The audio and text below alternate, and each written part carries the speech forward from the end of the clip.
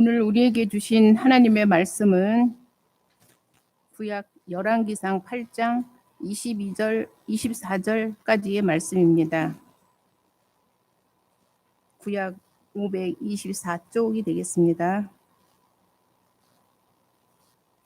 솔로몬이 여호와의 제단 앞에서 이스라엘 온 회중과 마주서서 하늘을 향하여 손을 펴고 이르되 이스라엘의 하나님 여호와여, 위로 하늘과 아래로 땅에 주와 같은 신이 없나이다. 주께서는 온 마음으로 주의 앞에서 행하는 종들에게 언약을 지키시고 은혜를 베푸시나이다. 주께서 주의 종 내 아버지 다윗에게 하신 말씀을 지키사 주의 입으로 말씀하신 것을 손으로 이루심이 오늘과 같으니이다. 아멘.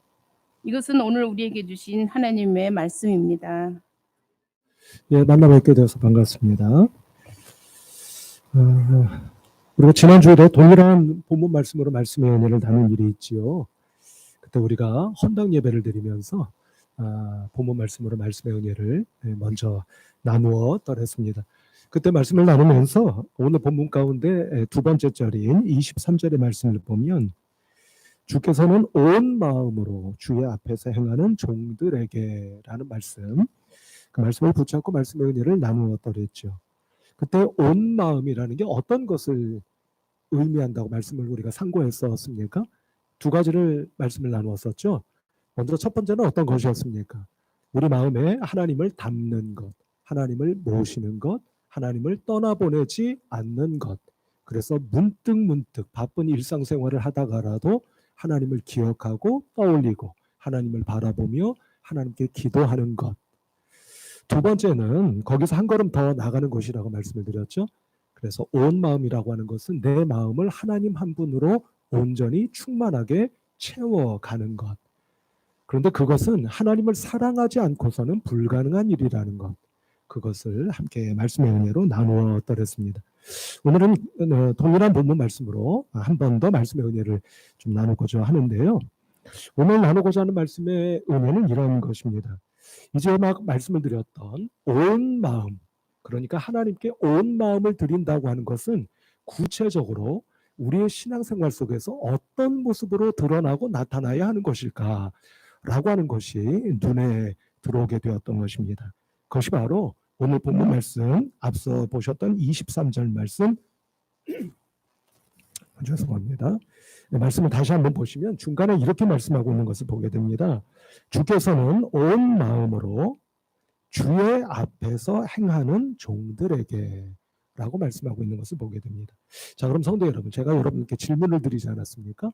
온 마음을 하나님께 드린다고 하는 것은 구체적으로 어떤 모습으로 나타나고 드러나는 것이어야 할까? 이 질문을 드렸는데요. 그 질문에 대한 답이 바로 이 말씀 속에 있지 않습니까? 그 모습은 어떤 모습으로 드러나고 나타나는 것이고 또 그래야만 하는 것이겠습니까? 바로 이어지는 말씀을 한번 보실까요? 주께서는 온 마음으로 라고 말씀하신 뒤에 이렇게 말씀하고 있지 않습니까? 주의 앞에서 행하는 종들에게 라고 말씀합니다. 그러니까 이 말씀의 두 부분을 연결 지어보면 이렇게 되지 않나요? 온 마음으로 하나님 앞에 드린다고 하는 것은 곧 그 사람이 주의 앞에서, 바꿔 말씀드리면 하나님 앞에서 행하는 사람인 것입니다 라는 뜻으로 이어지고 있다라고 말씀을 드릴 수가 있겠습니다. 한마디로 말씀을 드리면 온 마음을 하나님께 드린다고 하는 것은 다른 것이 아니라고 하는 것입니다. 그것은 어떤 것이라고 하는 것입니까?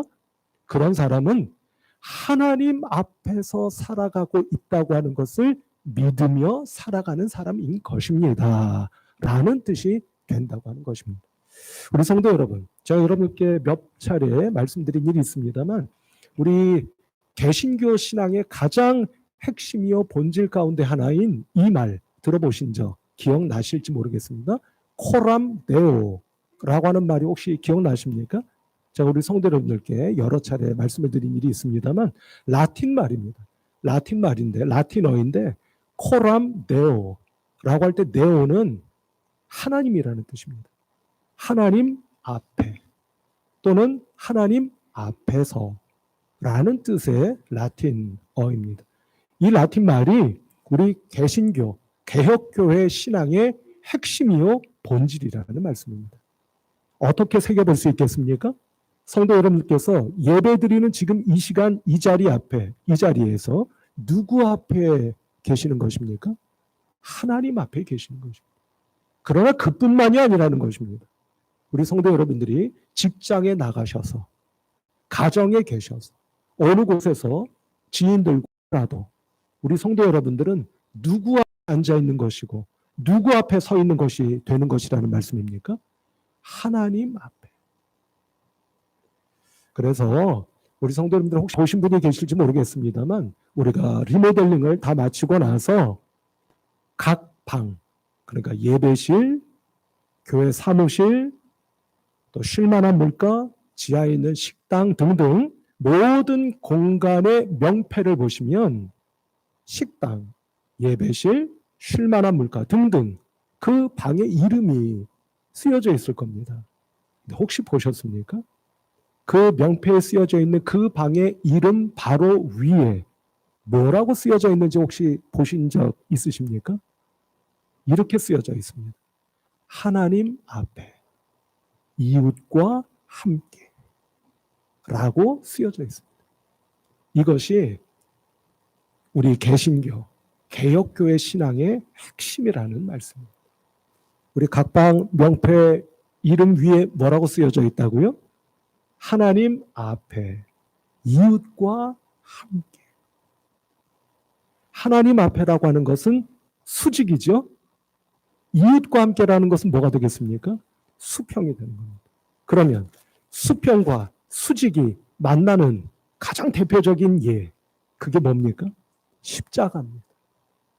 십자가가 바로 우리 개혁교회, 개신교 신앙의 핵심 중에 핵심이다 라고 하는 것을 의미하는 것이다. 이렇게 말씀을 드릴 수가 있겠습니다. 어찌됐든 제가 지난 한 주간 동안 그렇다면 하나님 앞에서 행하는 사람들, 바꿔 말하면 언제나 어디서나 내가 하나님 앞에 있다고 하는 것을 믿으며 살아간다고 하는 것은 대체 무엇을 의미하는 것일까 하는 것을 한 주간 내내 묵상하며 두 가지의 은혜의 사실을 깨닫고 발견해 볼 수가 있었습니다. 그것은 바로 먼저 첫째로 우리가 하나님 앞에서 살아가고 있다고 하는 것을 믿는다라고 하는 것은 첫째로 이런 의미를 갖고 있다 말씀드릴 수가 있겠습니다. 그것은 바로 하나님 앞에 내가 있다고 하는 것은 바꿔 말하면 하나님께서 다스리시고 통치하시며 하나님께서 이 땅에 세우시기를 원하시는 하나님 나라 앞에 있습니다. 라는 믿음을 고백하며 살아가는 것이다. 라고 하는 것을 발견하며 깨달아 볼 수가 있었습니다. 우리 성도 여러분, 하나님 앞에 있다고 하는 것은 바꿔 말하면 무엇 앞에 있다는 것과 동일하다는 것입니까? 하나님 나라 앞에 있습니다. 라는 것을 믿고 고백하는 것과 동일하다라고 하는 것입니다. 성도 여러분, 어려울 것이 하나도 없습니다. 이것은 무슨 의미냐면 하나님 앞에 내가 있고 하나님 나라 앞에 내가 있다고 하는 것은 다른 것이 아니라 하나님 나라에 비추어 나 자신을 끊임없이 돌아보고 돌아보며 또 돌아본다고 하는 것을 의미한다고 하는 것입니다. 내가 과연 하나님 나라 앞에 있는 사람으로서 합당한 사람일까?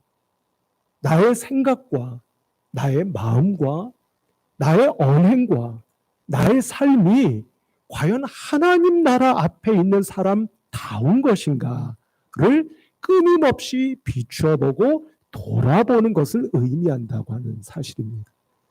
성도 여러분, 생각해 보십시오.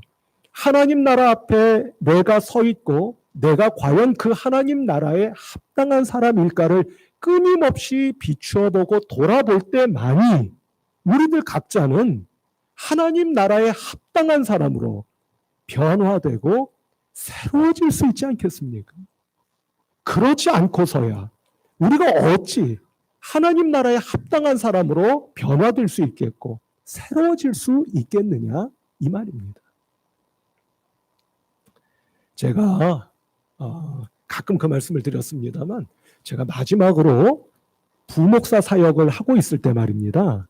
제가 모셨던 담임 목사님께서 어느 날 저와 함께 신방을 가시다가 차 안에서 저에게 이런 말씀을 하신 일이 있습니다. 제가 그 기억이 지금도 나는데요. 저에게 이렇게 말씀하셨습니다. 박 목사, 설교할 때 말이야. 내가 설교하는 그 예배실 그 자리, 회중석이 되겠죠? 그 회중석에 돌아가신 김재준 목사님과 박윤선 목사님이 그 자리에 계신다고 생각하고 설교를 해. 그러면 그 설교가 달라질 수 있을 거야. 라고 말씀해 주신 일이 있습니다. 왜 하필이면 김재준 목사님이고 박윤선 목사님일까요? 우리 성도 여러분, 우리 한국 사회는 그 영역이 어떤 영역이든지 모든 사회 영역이 진보와 보수로 양분되어 있지 않습니까? 그런데 교회도 마찬가지입니다. 신학도 마찬가지입니다. 진보적인 신학이 있고 보수적인 신학이 있는 겁니다. 진보적인 신학의 대표적인 큰 어른이 누굽니까? 김재준 목사십니다. 바로 우리 기장교단과 한신대학을 창립하신 분이십니다. 그럼 박윤선 목사님은 누구십니까?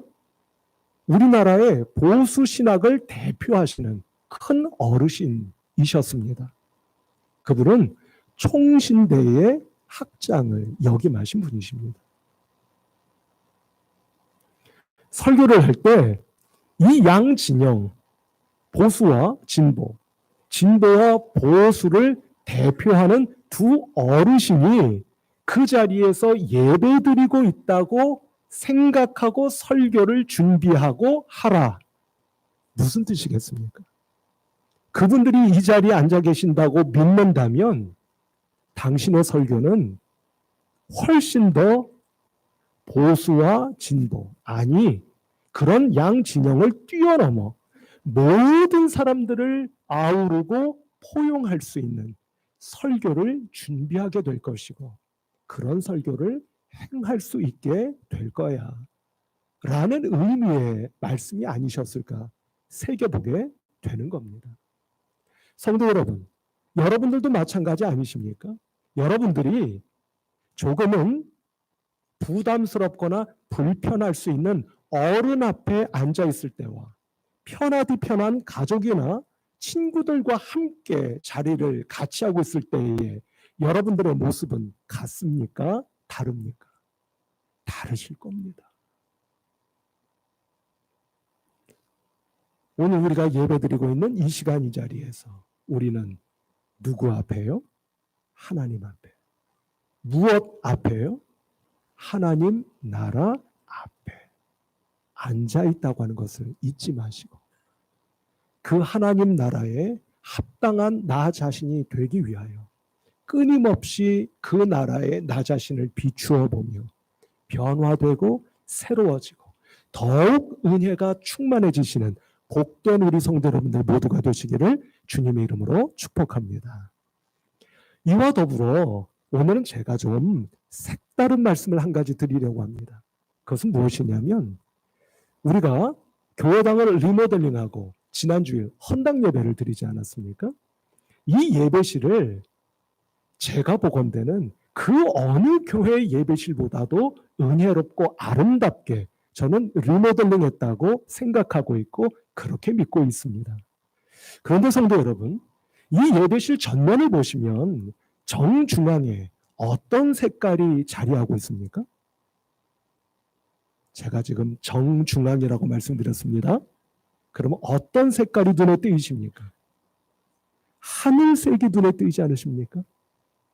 성도 여러분, 하늘은 보통 어디를 가리키는 겁니까? 우리 신앙인들에게 말입니다. 보통 어디를 가리킵니까? 천국 또는 하나님 나라를 가리키거나 의미하지 않습니까? 원래 예배실을 리모델링 할 때 정중앙의 색깔은 지금 이 하늘색보다도 훨씬 더 짙은 색깔이었습니다. 제가 공사를 해주시는 분들을 설득하여 색깔을 계속 톤 다운 시켰습니다. 그리고 우리 성도 여러분들이 마음에 드실지 드시지 않으실지는 제가 알 수 없으나 하늘색으로 색을 결정하게 되었습니다. 저는 이 색깔이 하늘이요, 우리 신앙인들에게는 하나님 나라, 곧 천국을 의미한다고 이제 막 말씀드렸습니다.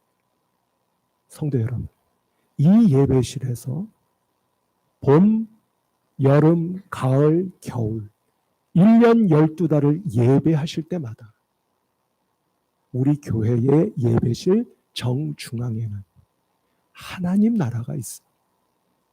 우리는 예배할 때마다 하나님 나라 앞에서 예배하고 있는 거예요.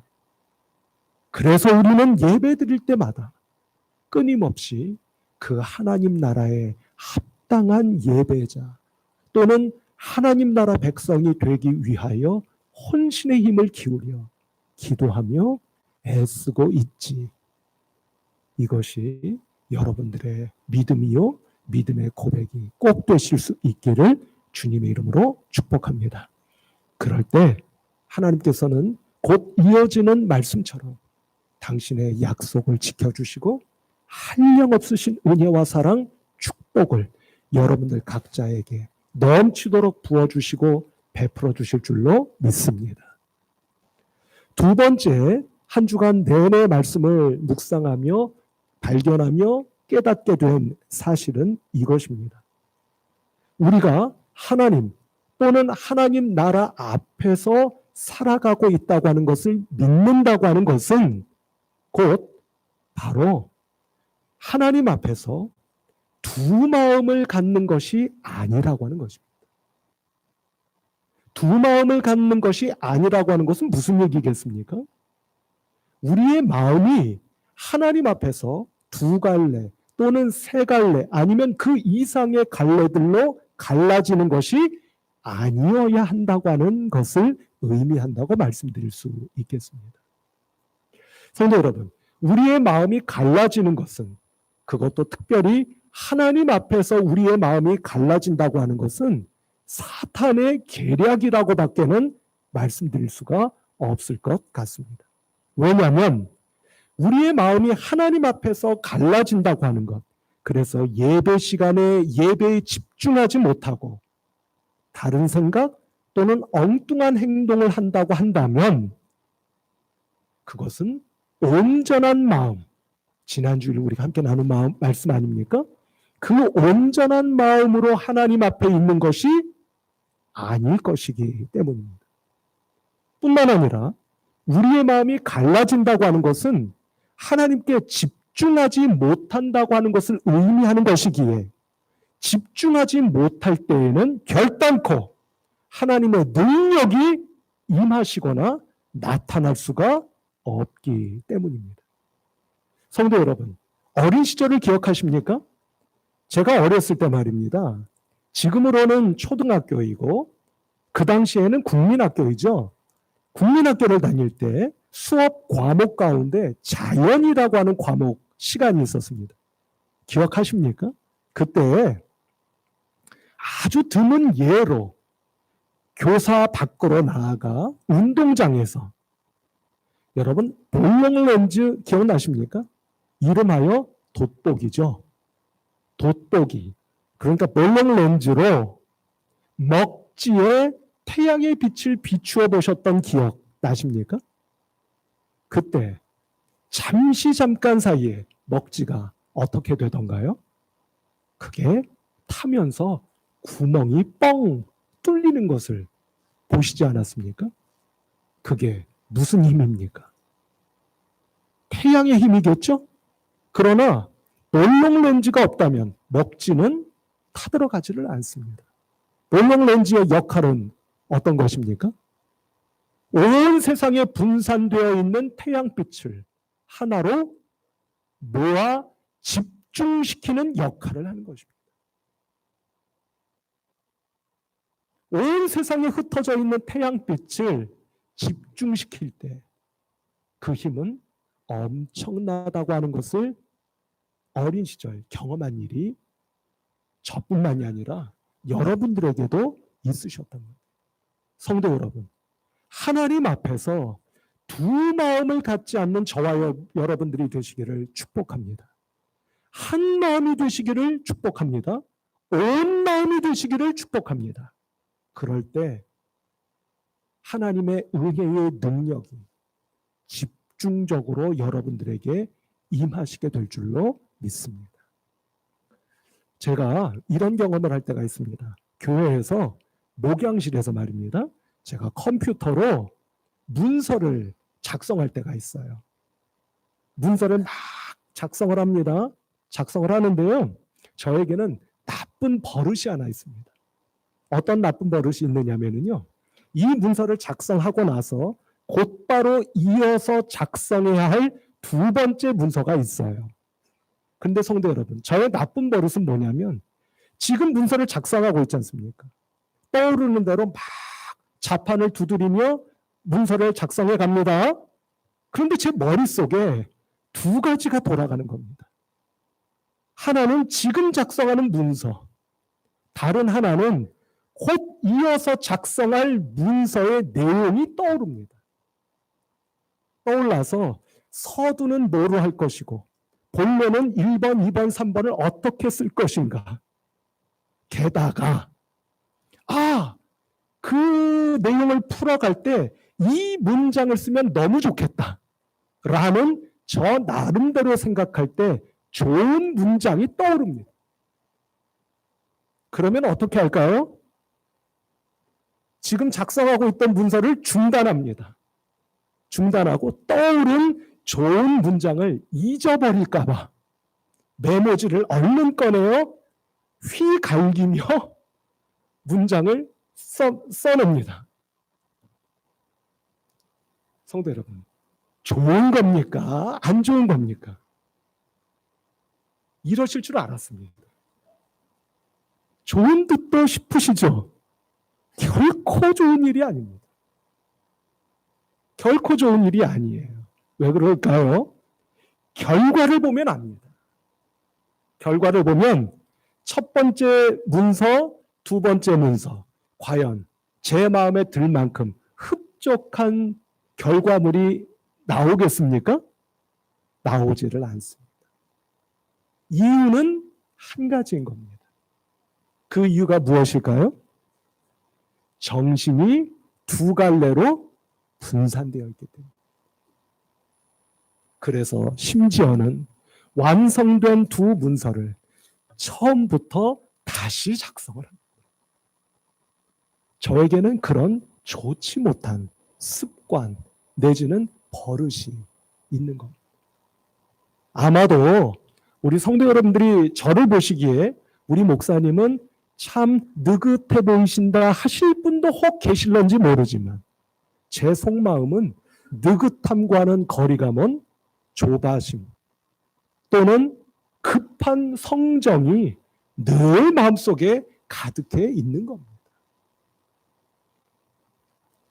성도 여러분, 오늘 이 예배를 드리시는 이 시간 이 자리에서도 매 한 가지 일이라 여겨집니다.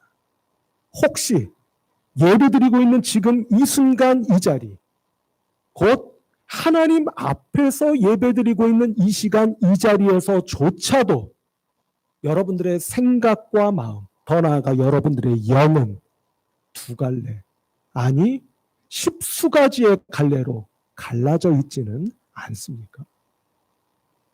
부디 주님의 이름으로 권면하며 축복하기는 여러분들의 영이, 믿음이, 생각과 마음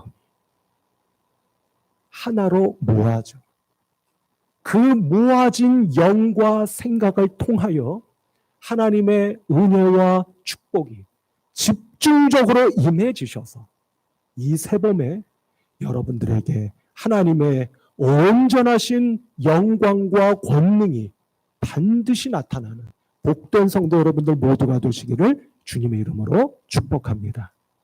앞서 저는 예배실 정중앙에 위치해 있는 하늘 색깔이 하나님 나라를 의미하는 것 같습니다. 라는 말씀을 드렸습니다. 한 가지를 더 말씀드리려고 합니다.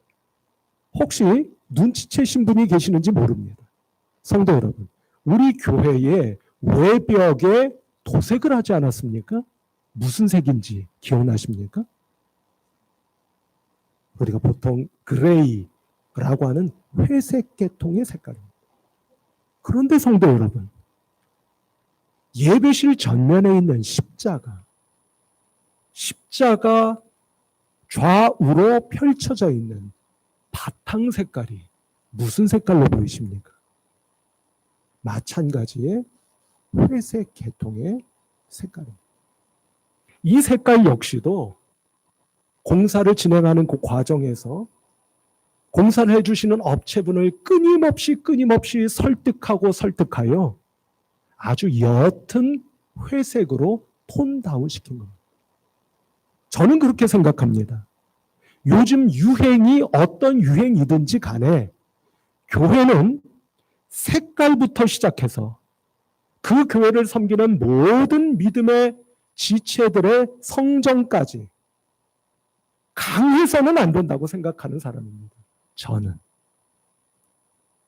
강한 것은 오래 못 갑니다. 저는 그렇게 생각합니다. 옅고 흐릿해 보일런지는 몰라도 그것이야말로 오래 갈 수 있다라고 생각합니다. 어찌됐든 교회 외벽 색깔과 십자가의 바탕 색깔이 거의 동일합니다. 무슨 뜻입니까? 이제까지 말씀드렸지 않습니까? 우리의 마음이 두 마음이어서는 안 됩니다. 라는 것을 말씀드리지 않았습니까? 바꿔 말씀드리면 세상에 내보이는 저 외벽의 색깔과 교회 안을 보여주는 내벽의 색깔이 달라서는 안 된다는 거죠. 곧 우리 성도 여러분들 한 분 한 분의 믿음의 마음이 겉모습과 속마음이 달라서는 안 된다는 거죠. 모쪼록 우리 성도 여러분들의 하나님을 향한 마음의 중심과 세상 사람들을 대하는 여러분들의 겉모습이 다르지 않은, 겉과 속이 같은